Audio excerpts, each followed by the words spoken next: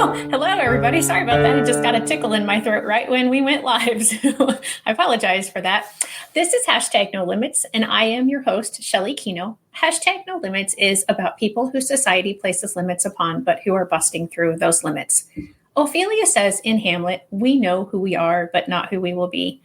And I believe that to be 100% true, and that there is not a more beautiful or better example than the caterpillar turning into the butterfly.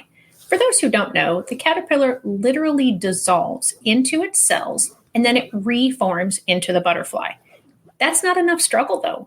It still has to struggle to get out of the cocoon in order for its wings to be strong enough to fly. I can't imagine that any of that is easy, but definitely neither is busting through limits that society places upon people. And today I bring Peter to you, and he is going to share with you about some AI developments, some parts of his life that brought him to that, and just this wonderful creation that he and another couple of people have developed. And so I'm really excited to bring him to you and all that information. But first, I have to go through the fun businessy things that we always have to talk about. If you are watching live or in the replay, leave us a hashtag live or hashtag replay and where you're watching from. If at any point during the episode you have any questions or comments, please put them into the chat and I will be sure to put them up on the screen if it's live, or I will make sure that Peter sees them if it's a comment or a question directly for him if you watch this in the replay. And of course, make sure you like and subscribe to the channel so you don't ever miss an episode of hashtag No Limits. Peter, welcome. Hello. Hi, Shelly. Thank you so much for having me. Yeah, I'm really excited. We had some hiccups getting to this point, and I'm so excited to be here with you today. And so go ahead and share, your background. Like I mentioned, you're going to share some of that to lead us to what we're talking about today. Yeah, so my name is Peter Fitzpatrick, and I'm one of the founders of a company called Fawn Friends. And we've created what we call a magical plushie, which is a companion that helps parents raise neurodivergent kids to be successful and content. The magical plushie is sort of this tall, about a foot tall. She moves her ears to show you how she's feeling. I think we can show a video in a second. And we've worked with experts to teach her to help children regulate their emotions, pursue goals, and develop secure relationships. And I, just before coming on today, was reading a post from someone, and it was one of those fill in the sentences. And the beginning of the sentence was, "What do kids need most right now?" And I just looked at maybe 25, 30 of the answers. And I would say the overwhelming majority was that kids need to know how to self-regulate. So the fact that you have developed this, and her name is Willow, is that correct? Well, Willow, she is a fawn. So there's like fawn, okay. You can think of it as a breed of an animal, a breed of a dog. So fawn is a breed of a magical creature. And Willow is the very first fawn that came to Earth to help children achieve their dreams. Okay. And yes, so the fact that you have designed this and developed it, have seen the need for it, even before these kinds of questions have been out there for students, and the fact that that answer is such an overwhelming response. And it's not just in that thread that I've seen it. I've heard that from teachers. I've heard that from parents. So I'm really excited to share with my audience what you are doing, and for myself just to know about it, because I think it's such an amazing idea and concept, and coming to fruition is amazing. So sorry to interrupt you. Keep going. No, that was great. And it's interesting you say that, because I would say in my own life, emotional regulation was the number one thing holding me back in my 20s. I think growing up, for society and family and school and university all taught me that my intellect was what would create my future. And that I needed to get good grades, and I needed to think properly and learn structured thinking, and all that's really important. But there was very little, I'd almost argue no, education on emotional regulation. Yeah. And the role models that we see for me as a man in popular culture were not regulated role models. Right. And I don't think my parents and that generation had any emotional regulation education either. And so I was completely unaware of it, but until I turned about 28, when all of a sudden I started to realize, oh, my emotions are the thing that's limiting me, preventing me from having a strong, intimate relationship, preventing me at work, preventing my happiness. And so I think it makes sense that people are starting to recognize that that's the number one thing that children need help with. And I think it's probably exacerbated by like the amount of time we spend scrolling. Yeah. Yeah. 100%. And I follow several behavioral specialists. That's an area that I just am fascinated by. And so many of them talk about that. Like that is definitely one big key is letting children, we need to teach them to be resilient. And we're not doing a good job of that anymore. And I so agree with what you were saying regarding our parents and our own generation, that we weren't taught how to self-regulate or that it was even necessary. It was just let it go or just I didn't push even it know it was down. a thing. I still remember the day when I was with a therapist and he was like, yeah, you know, when your stomach hurts, that's because you're like violating one of your values. And you know, it doesn't have to hurt. It's a signal, but you don't have to feel that way. And I was like, wait, what? Like these swings I experienced, I don't have to. I just didn't understand that was even possible.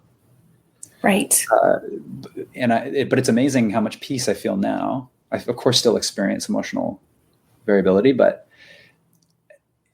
yeah, at least for me growing up, it I didn't even know it was possible to experience life differently and how much better it could be. Yes. And I think you're quite a bit younger than I am. And when I was growing up, I had anxiety, but nobody knew that's the name to give it. And exactly what you just said, I had stomach aches all the time. And they would do tests and all these medical tests. And they would put me through this battery of tests once or twice or 3 times a year because I kept having these stomach aches and they could never figure out what was causing the stomach ache. There was no physical reason for the stomach ache. But back then, it wasn't thought to think. I mean, the comments that the doctors would say to my mom over and over again was, it's all in her head. Well, they didn't realize how right they were. I was about to say, yeah. But not in the way that they meant it. Yeah, totally. Yeah. So I'm very much, a person who has gone through this myself. And thankfully, early in my 20s, I realized that I needed somebody to help me. And so I sought counseling. And, like you, just so much irrational thinking on my part because nobody taught me any differently until a counselor. So I'm forever grateful to my counselors. And I still have a counselor. She's been my counselor for 20 years off and on. And I still, several times a year go to see her. And it's just kind of like, it's my, you go see your primary care physician once a year. And so for me with my counselor, that's the same checkup kind of thing. Yeah. And yeah, I still have the ups and downs of my emotions, but yes, I'm so much more peaceful and at peace, even in stressful situations. Yeah. So to circle that all back, emotional regulation is just such an important skill to teach children. And it's kind of hard because parents, if they didn't learn how to emotionally regulate, I had another therapist actually explain to me, they're like having kids is like being in the Super Bowl of emotional regulation. It's like very, very difficult because kids are extremely triggering. And so it's an important thing, but it's quite difficult. It requires a lot of attention to do well. Yeah. A lot of intentional and a lot of failure, which is hard. Yes. And intentional attention. I think that's a key that is often missed is we think, oh, kids are crying out for attention. Well, yes, they are, but they don't necessarily realize that's what they're doing. But we need to be intentional at giving them attention when they're not crying out for it with behaviors so that they get that bucket full so they don't have to act out to get that attention. So in the bio that I put out for today's episode, it talked about your childhood a little bit. Do you mind going back and sharing some of that information? Yeah. Every time I tell a story, I'm a little bit like, well, anyway. So when I was 7, my parents divorced, and it was a really challenging event for our family. I was the oldest of 3, and I was in the middle of 2 people that had trouble being in the same room for until basically I left for university. And so through that experience, it's interesting. They were both doing their absolute best, and they were overloaded and didn't have the like support they needed or the education on stuff like emotional regulation. And I was in a big house in a great zip code with aunts and uncles over all the time, and more than enough hockey practice. Like, I was Canadian, so I was playing ice hockey all the time, and friends Okay. over all the time. And they gave us everything that they knew how to give to grow up and be happy and successful. But the whole emotional piece of it was missing. And so there wasn't really space for my feelings, because there were so many feelings flying around, and there wasn't anyone to talk to about what was going on for me through that period. Yeah. And that ended up, I developed a bunch of wounds and patterns and emotional swings that I sort of wasn't aware of, didn't even know were there until I was 28, when I started to become aware of it. Because someone entered my life that I cared enough about to change for, and who actually could see this stuff and tell me, like, this is wrong. And so through all that, I learned how important it is, or how valuable it would have been for me to have someone to talk to about what was going on when I was that age. I also had ADHD, which wasn't diagnosed until I was in university. And and one of the hallmark, less talked about symptoms of ADHD is like emotional swings or less emotional regulation. And so the combination of that sort of helped me understand how valuable something like any being could be, a human or non-human being that could help a child feel seen, talk about what's going on in their life, and also develop those 3 things I talked about: emotional regulation, or maybe I haven't said it yet, emotional regulation, building secure relationships, and then setting and pursuing goals. Yeah. And so how do you go about doing that? And first of all, I'm sorry for that rough childhood. It always hurts my heart when I hear that children have gone through stuff like that. And it's not anything that, I had somebody say, well, you don't know me. You can't feel sorry for me, or you can't be sorry about what I've gone through. And I said, I can. I don't have to know you to have empathy that your life was rougher than mine, or different than mine in a rough way. Yeah. Different. Yeah. There's this, I keep thinking about this wonderful Jordan Peterson quote. It's like an old interview of his with Joe Rogan. I should have brought it to share. I've been listening to it on repeat. Like, I probably listened to it 150 times now, but it's like 30 seconds, but in it, he starts with like, life is tragic and painful for everyone. So I really do think that we all go through our own version of these things. I don't know how to measure which one's worse or not, but I do think that. So thank you for your empathy, and I have a sense that most of us go through things that are pretty challenging. Yeah, and I think things affect each of us differently. So you and I could have gone through similar situations, but you and I would have reacted to it differently and had different outcomes because we're different people. So yeah, I think that's a good point. And Jordan Peterson is someone that I am familiar with and appreciate a lot of his lessons and how he sees life. So thanks for bringing him up as well. So you said at 28 you met somebody that you wanted to be different for, and so you started doing some stuff. What sort of research did you find, and how has that helped you develop your fawn friend? Yeah. The first research I found was examining my own life and my own experiences. And I came to realize, I started to examine, like, how did my experiences when I was 8 influence the way I view the world and I view myself.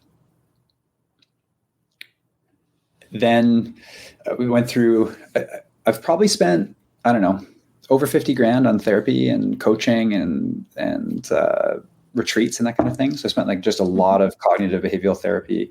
I've gone through a bunch of EMDR myself. And then that sort of like leads to a whole class of reading in you could call it spirituality space and psychology space. And you feel like add all that up.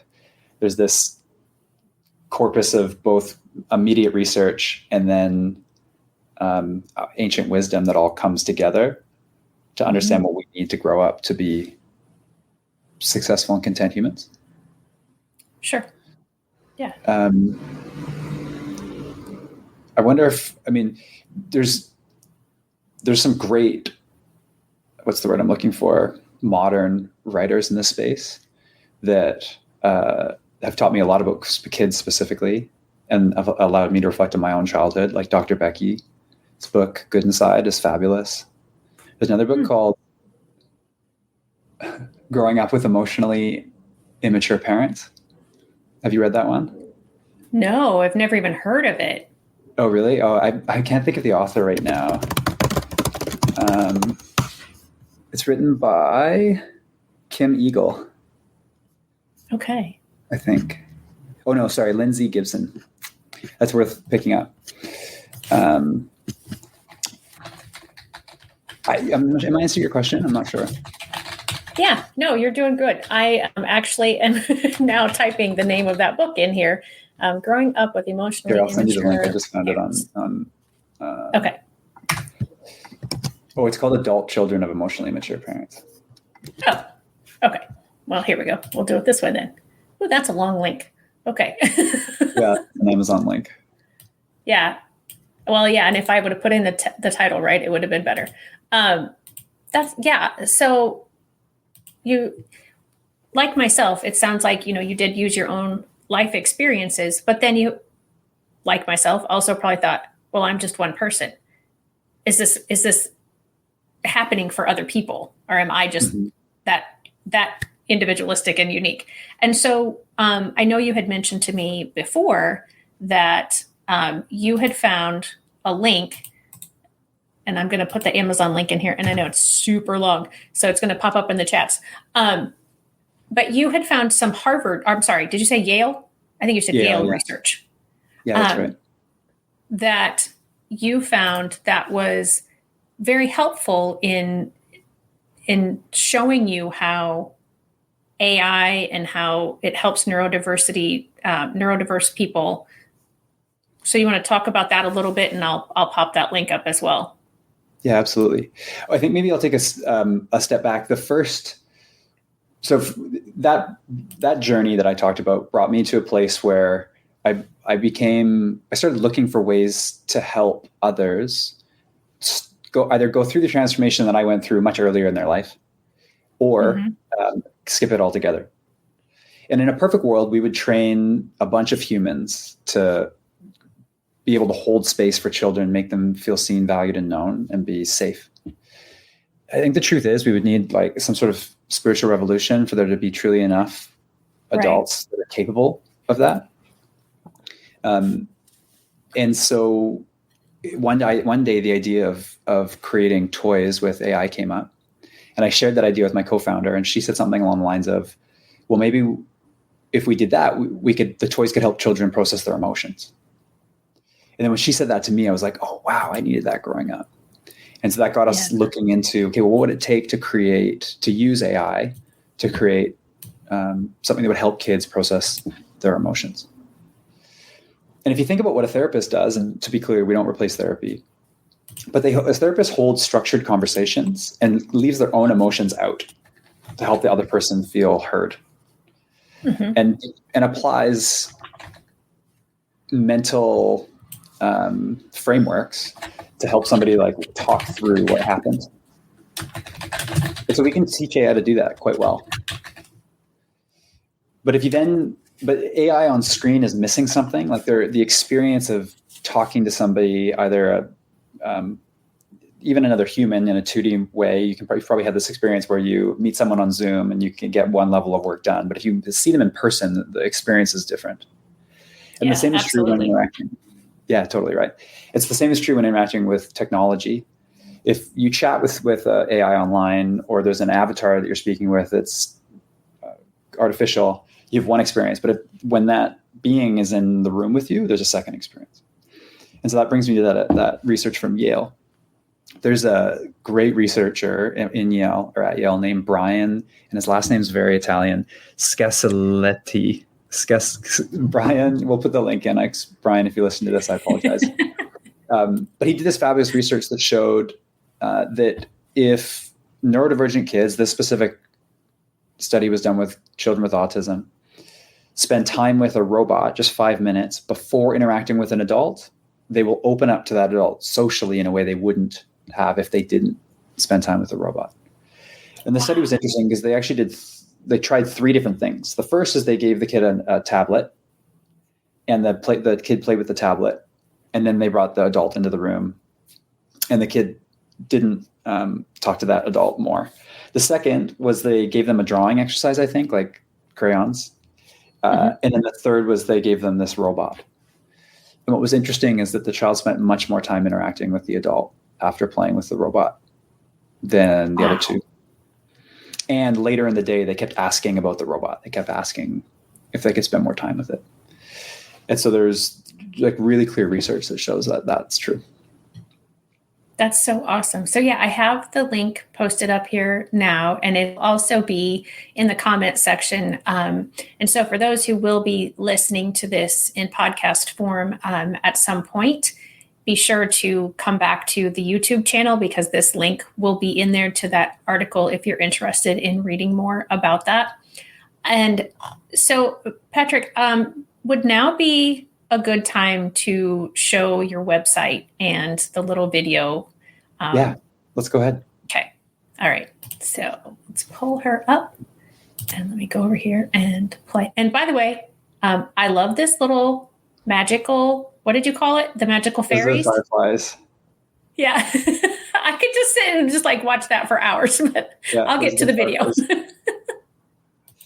Willow is a robot that I can talk to about anything, and she helps me prepare for school and many other things. And you always have my back, Willow. Of course. I'll always be here for you no matter what. And anyone watching this can pre-order their own Willow today at fawnfriends.com. I can't wait to meet you. So, Shelley, I might actually use a different link that does a better job. I didn't realize one. Go ahead. So, this just popped up on the screen, and it was what I wanted to talk about, because in the little video, it talks about pre-ordering, but you've sold out. Congratulations. Thank you so much. Yeah, it turns out, and what's amazing is that the way when you pre-order a Willow, or a Fawn, you get access to text message with her right away. And like I said, it's not the same experience as having the plushie in person based on the research as I talked about earlier. But we are already getting emails from parents. I got one from one yesterday. I got an email from a mom yesterday, just like expressing so much gratitude to the help that Fawn gives her daughter already. And so her daughter will, when something upsetting happens, will text Fawn and talk to her about it. Yeah, it's pretty amazing, the impact that it's having on families already. That just has to make you feel so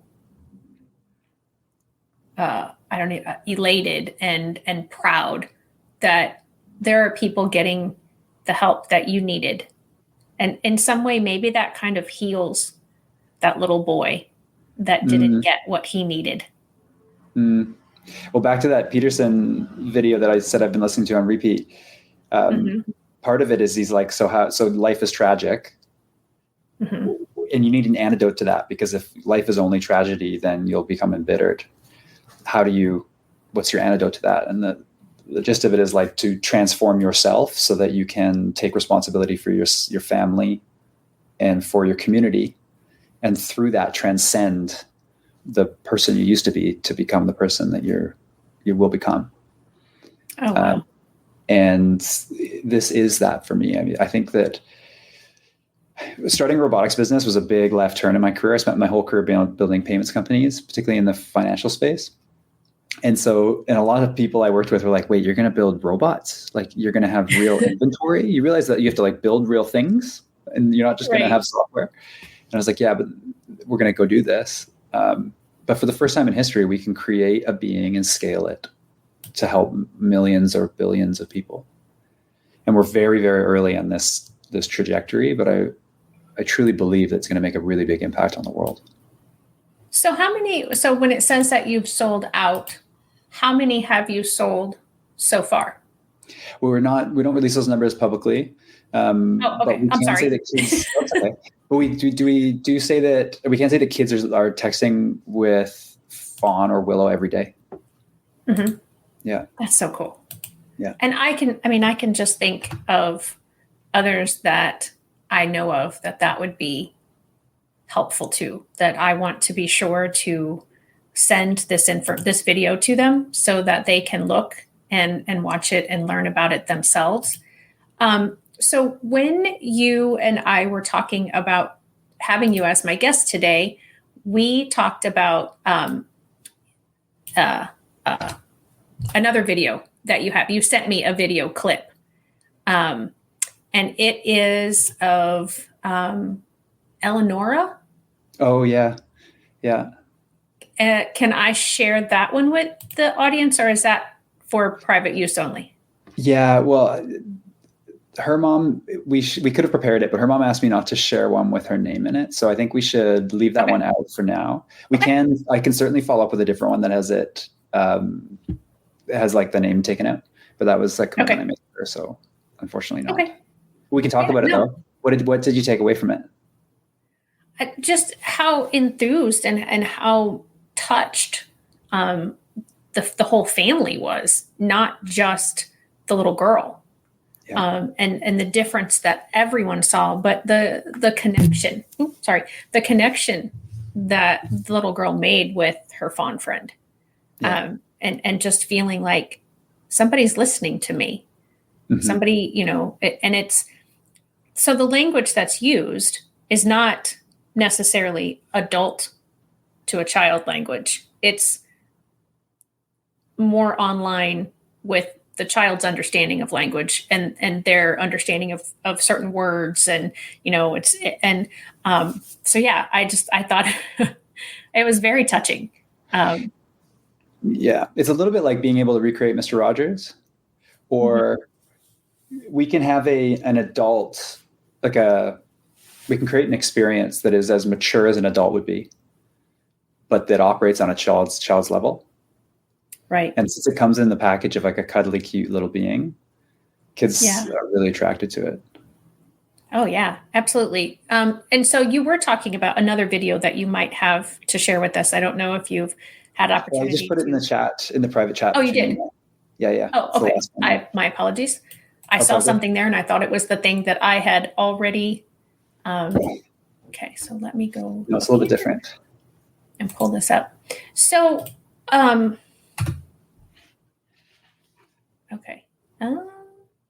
If you scroll down just a little bit on that page, I can't actually see where your screen at the moment. But yeah, I'm going to stop sharing for a second, put us both back into this main screen, and then share again to go to that particular one.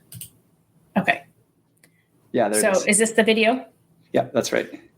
Okay. So I'm going to go ahead and share. And seriously, I could just sit here and watch the little fairies go around. Willow, can I tell you a secret? Of course, you can tell me anything. But I don't want anyone else to know. Your secrets are always safe with me. What about them? Oh, hi. I'm Robin. And I'm Peter. We're the founders of Fawn Friends. We created Willow to be there for kids growing up today. You can talk to Willow about anything. She'll start listening when you hold her paw. You always have my back, Willow. And she moves her ears to show you how she's feeling. When they're moving fast, she's happy. And when they're down low, she's sad. That's because she's been trained by experts on emotional processing, executive function, and ADHD. And she uses what she learned to help kids be more prepared, make better decisions, and open to a more bonded relationship with their parents and their friends. I would have liked that when I was a kid. Me too. You can pre-order Willow on our website today. Awesome. So I'm going to put us back up here. So first of all, who was the other person that said, that you were talking to on the couch? That's Robin. She's my co-founder. I have two co-founders, but she's we call her our chief creative officer. Okay. She was the one that I said I went downstairs and told the idea of making a toy to, and she was like, we should make it process their emotion, or if we did that, then it should help kids process their emotions. Yeah. And she was at the Lego group at the time writing cartoons, and so she comes from from the entertainment industry. Okay, perfect. Yeah. And then secondly, so I'm going to put up your website address here, which is just fawnfriends.com and FAWNFRIENDS.com. So I saw on there, it said for delivery in early 2025. Are you still taking pre-orders for that next? No, not right now. No, not yet. We will open up again sometime probably before the end of the year. So we basically did a first batch. It's what we called our founder edition. And then we'll open up again before the end of the year for orders. Yeah. Okay. And so when we're talking about AI, I know myself and many other parents and people who work with younger children especially worry that something negative or something that we would not say to our child is going to be said. So how do you manage that portion of your Fawn Friends? Yeah, it's a great question. So we put a lot of time and energy into how we instruct the fawn to show up. And so we've got basically what's called a prompt. It's like the way you instruct the AI to show up, that very detailed in terms of what the guardrails that it should stay within. And then the second thing is we monitor the conversations to make sure that the AI is showing up that way. And she hasn't yet ever said anything that isn't suitable for a 6-year-old. So it's basically a combination of making sure we give her the right instruction and then monitoring it to make sure that nothing has gone wrong that we didn't expect. Right. And so that's another question that you brought up, as you said, for a 6-year-old. So what is the age range that you would think this would be most beneficial? Well, so 6 to 12 is the range that we know is the sweet spot. Literally, like almost every child, everyone that's met Willow except one. There was one 12-year-old boy that wasn't that stoked, but otherwise, like every other child is so excited to spend time with her. The number of them who their jaws drop when the robot starts speaking is crazy. That said, a lot of older people have started. Like in the pre-orders, we have a number of, I can think of one autistic girl that's 14 years old that is texting Willow every day still. So the age range does sort of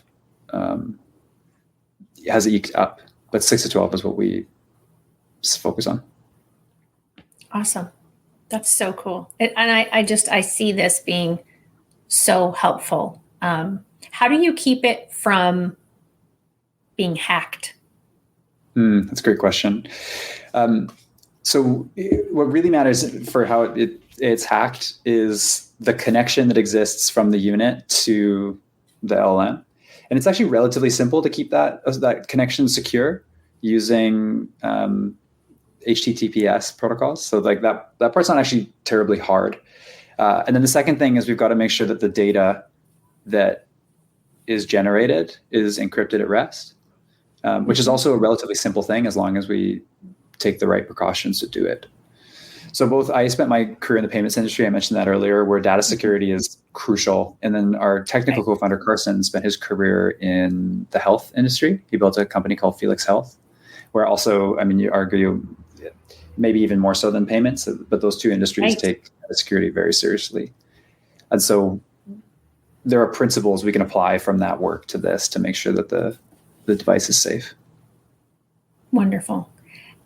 So I'm trying to think of like questions that parents might ask, but what kinds of questions have parents asked you as far as the interaction or technical difficulties or whatever? And then also share more, if you would, of the positive responses that you've gotten already.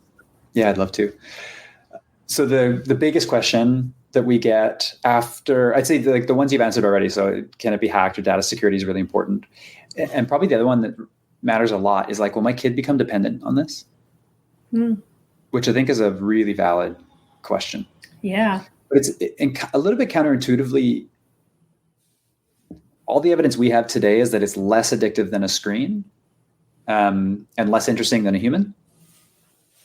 And so it actually sits in this wonderful sweet spot. There's this example I can think of, like relatively early on. We actually had a different character. It wasn't a fawn then, it was a bunny.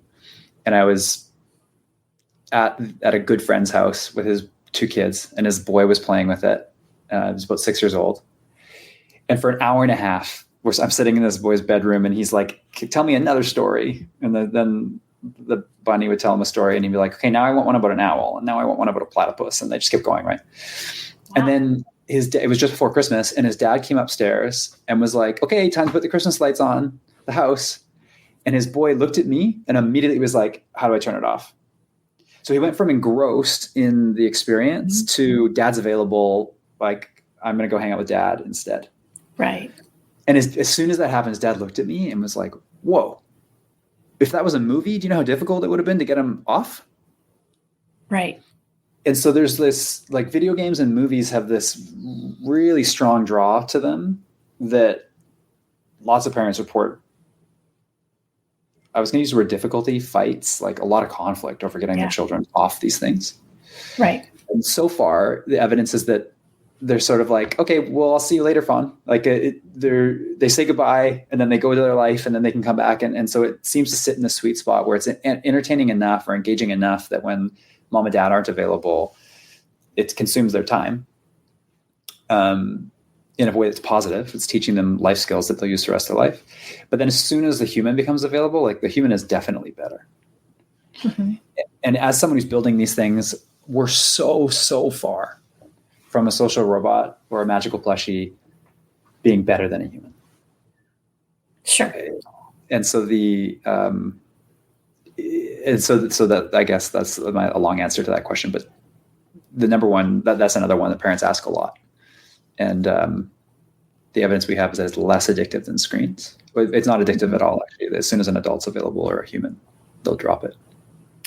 Yeah. So, and I know you mentioned this a little bit before, as far as, like the data that you as the company receive from what the person is saying to the Fawn friend. Are there any safeguards as far as, and I don't know how this would work. So I don't even know if I'm asking something completely out of the realm of possibility. If a child says something that someone is harming them, or, because I can just see, they think this is a very safe, like the little girl in the video, like, I want to tell you something, but I don't want anybody to know about it. Yeah. Is there anything you can do about that? Well, so this is a really sensitive and important question. In the conversations we've had with parents, many parents have said, like, oh, good, you can tell me what my kid talks to about with this thing. And we're like, no, I don't think we're going to do that. So we won't narc on the child. Now, there's two different instances here. There's a question of safety, which I'm going to get to in a second. And then there's just reporting back to mom and dad about what was said. Sure. So we've made the choice not to do that. So there won't be a transcript. I think over time we'll find some ways to provide feedback to help mom and dad, but we won't just verbatim report what's talked about. Although it's interesting in that video with the mom you talked about earlier, she sits with her daughter and listens to her daughter in the same room talk to Willow or Fawn, and says that she learns tons about her daughter that way, which I think is a great way to do it. So you just need to be in the room, and then you'll learn things that in her instance, her daughter wouldn't tell her directly, that she then asks Right. about later. So conflicts on the playground or whatever. And then there's the question of safety. Thank gosh, we haven't had to deal with this yet in a major way, or really, we haven't had any kids reporting that they're being hurt. I'm sure it will happen. Immediately, the way we're going to deal with it is that Willow or Fawn will coach the child to speak to an adult about it. Gotcha. And that's what she does in all instances in which the temperature of the issue is a little bit too much for her to deal with. She's like, I'm here for you. We can talk about this, but is there an adult you can talk to? And we'll coach the child to do that. Okay. And we don't have a solution beyond that yet. Sure. And just to reiterate, there isn't like a whole, plethora of people sitting listening to every conversation. This is still basically generated by AI, but what you've put into it will do what you're saying. So it's not, when you're saying that you'll or that the Fawn friend will coach, it's not that someone is listening to, that would be impossible to do, first of all, because I know you're going to sell millions of these once it's available mass market. So that would be impossible to do anyway, but I just wanted to reiterate that so somebody doesn't think, oh my gosh, there's a human listening to every, No. Yeah, maybe I should be clear about that for a second. So essentially what we do is we store all the conversations under a pseudonym or like a name that's made up. So the computer will make up Teal Pirate or something. And that's what it's literally funny names like that are what every conversation is stored under. Mm-hmm. And we do review the conversations because, like I said, I think we have a responsibility to make sure they're safe. And if we just sort of let the AI go without monitoring what she says, it wouldn't be responsible. And also we wouldn't be able to make it better. Right. But there's nobody like sitting there real time watching the conversations. We instruct the AI on how to show up, and then it does that. And as the scale of conversations increase, the amount of automation that we apply to the monitoring will increase as well. Yeah. And AI is one of those areas where I probably don't even have the tip of the iceberg of understanding of how exactly it all works. But hopefully that little bit of explanation will alleviate anybody who might have fears about, somebody literally sitting and listening to every word that their child is saying. So what I just put up on the bottom of the screen is your Instagram account, your social media, and it's just instagram.com/fawn.friends. So make sure to follow Fawn Friends. I was going to say Peter, but it's not really you that they're following. It's Fawn Friends. So, yeah, that's right. So we want to make sure that that's happening. And oh gosh, there was a question I was going to say, and then I put that up and distracted myself. I don't know. So there is always one thing that I said this to you before we came on air, which is, excuse me, I always want my guests, this is their opportunity to tell their story the way they want to tell it. And so I want to make sure that we're covering everything that you hoped to cover and that you have told your story the way you wanted to tell it today. And if not, what else would you like to talk about? We have up to 15 minutes to go. So yeah, well, I think that the one thing to understand about Fawn Friends, if you're a parent who's raising a child, particularly a neurodiverse child, but any child, and you're putting effort into helping them grow up to be successful and content, we're putting our whole lives towards creating a tool that can help you do that, particularly from the frame of helping them develop emotional regulation, secure relationships, and learning to set and pursue goals. So if you think that bringing a cartoon character, something like Toy Story, into your life, your child's life, that's designed specifically to help them grow up to be successful and content, then please go to our website, sign up for our newsletter. I know we're not accepting pre-orders today because we sold out, but we will open up again. And follow us on Instagram, and you'll just come and into our sphere, and we'll do everything to help you raise a child that grows up to be successful and content. using everything we've learned from our own lives, our research every week, and the experience we have with other parents and other kids. Yeah, that I see you selling millions of these. So what do you see? Like, if you could just dream big, Yeah. what is your hope? What do you kind of want to see in the future with Fawn Friends and Willow and more maybe iterations? Yeah. So in the future, I think all of us will have a companion in our life that helps us become the person we want to be. And we're at a really interesting time in history. For the first time in history, we're creating beings that we can scale infinitely. And this will be the first generation that grows up with that influence on their lives. So my generation was the first to grow up with the internet, which meant I had influences and pressures that my parents didn't understand and didn't go through. Right. The next generation after me was the first to have mobile and social. And so they grew up with pressures that I didn't have. Like, if you make a mistake in the cafeteria that's embarrassing, it's suddenly on Snapchat and everybody knows about it in like 20 minutes. Right. This is going to be the first generation that grows up with artificial companions that can, in real time, show up in their lives, always be there and influence them. And that's both an exciting opportunity and kind of scary. I think that if it's done in a way, if the companions that the next generation uses are made carelessly or with like an advertising profit as the motive, I actually think it'll take our species in a bad direction. You can imagine if we all had like Instagram feeds on steroids as a robot sitting on our desk. Like that scares me a bit. Right. Alternatively, if it's done really well, imagine if instead we had an enlightened guide that can help us understand ourselves better and can help us become the people we want to be. That's really exciting. All of a sudden, everyone can have access to a coach that can help them become the person they want to be. And something that, like, I think I said I spent a bunch of money on my own therapy. Not everyone has that opportunity. Mm-hmm. And so I think that's really exciting.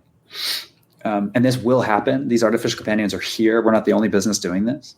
And so it's kind of like, which direction will the world go to?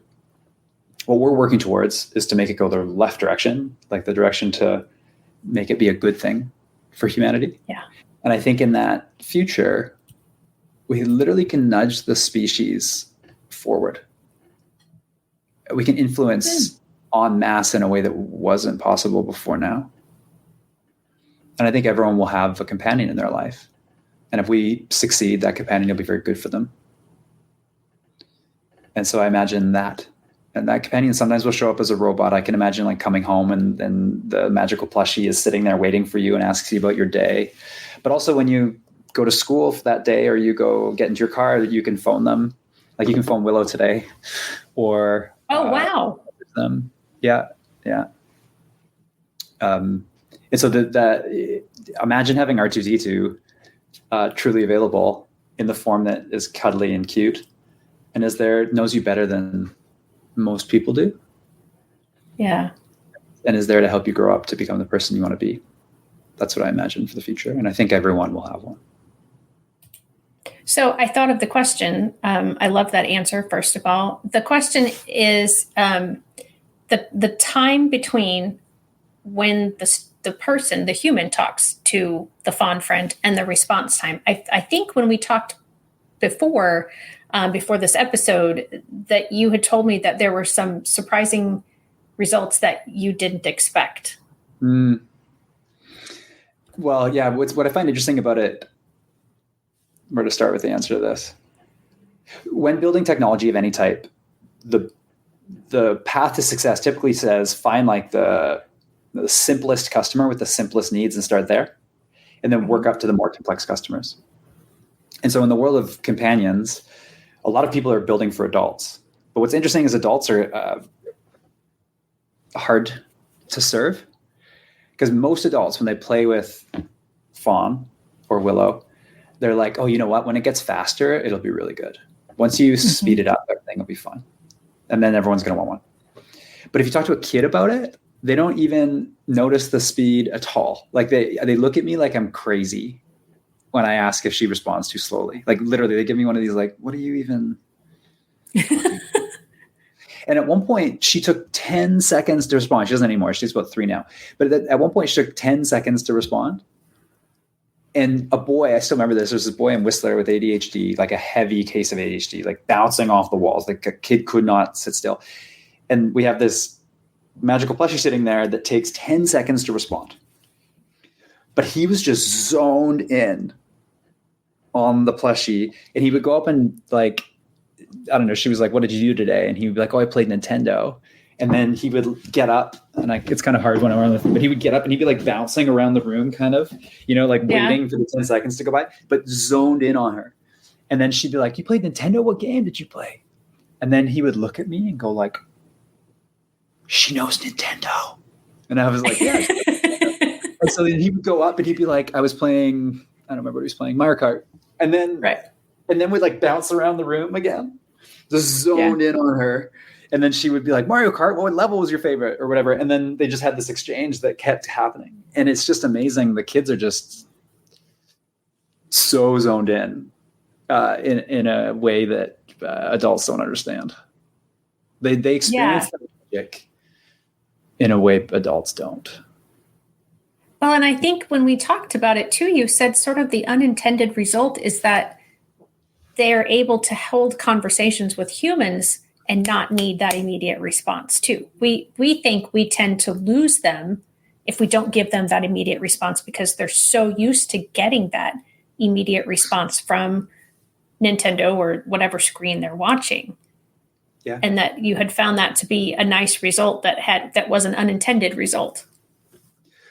Well, and the other thing that comes up for me as you say that is I've started to notice the way adults and kids interact with kids. And I've noticed how frequently adults interrupt a child before they have time to answer. Mm. Parents do this tons. And it's like, they're not doing it on purpose, but they're just like, but because I meet lots of parents and kids now, right? And so I'll look at the child and be like, how was your day today? And they're sitting there going, And at about 4 seconds, mom or dad gets a bit nervous, and mom or dad's like, well, we went to the park, remember? And then the child's like, oh yeah, we went to the park. But what's fascinating is when they play with the magical plushie, when they're with Fawn will be like, what's your favorite food? I can still remember this from this beautiful 6-year-old boy. And the toy is like, what's your favorite food? And then he sat there and he was like, he thought about it for like 20 seconds. Mm-hmm. And then finally was like, I like spaghetti. Spaghetti is my favorite. And so it's just really interesting how patient the magical plushie is and how valuable that is for the child because they get to take the time that they need to formulate their real thought. And very few humans give them that space. Other kids don't. Yes. And most adults don't. Some do, but most don't. Yes, I see that a lot. And I had to intentionally train myself not to do that. Mm-hmm. But I see that so often in classrooms. And oftentimes there are behaviors that brought me into that classroom. And the adult is 100%, this child has all these behaviors, da, da, da, da. And then I observe, and yes, the child tries to speak and the adult is speaking over them, or the adult asks a question and the child is formulating their answer and the adult is, hurry up, give me your answer. I mean, that's not what they're saying, but by what they're saying, because they're repeating the question or they're trying to give hints or whatever it is. Mm-hmm. And I feel it does take, again, intentionality to wait. And it is very difficult. It's part of the behavior program that I developed is like, you may have to wait up to 30 seconds. And that's right. I heard you say that. Sound like a very long time. But if you if we were to just sit here for 10 seconds and not say anything, it would become very uncomfortable for both of us mm-hmm. and the audience, because I'd be like, why aren't they doing anything? Why aren't they saying anything? And so you have to almost count on your fingers, because even if we count in our head, we're going to count faster than an actual 10 seconds would be, because it's just awkward and we want it gone. But we have to figure that out, because that might be part of why kids can't emotionally regulate, because we don't even give them time to think how to answer a question anymore. The